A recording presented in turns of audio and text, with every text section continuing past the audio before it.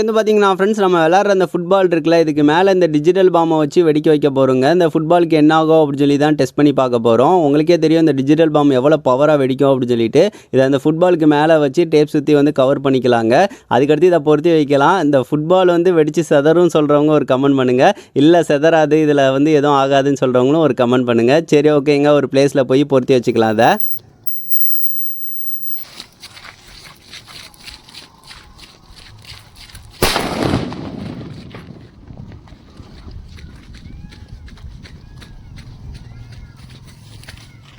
பால் survey ஆயிடுச்சு.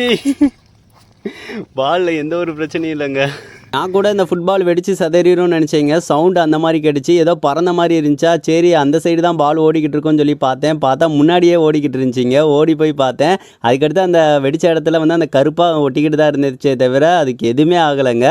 அவ்வளோ ஸ்ட்ராங்காக இருக்குங்க ஃபுட்பாலு. சரி ஓகே, இதுக்கு மேலே வேறு என்ன கிராக்கர்ஸ் வச்சு டெஸ்ட் பண்ணலாம் அப்படின்னு சொல்லிட்டு மறக்காமல் கமெண்ட் பண்ணுங்கள் ஃப்ரெண்ட்ஸ். இந்த வீடியோ பிடிச்சிருந்துச்சி அப்படின்னா ஒரே ஒரு லைக் வந்து பண்ணுங்கள்.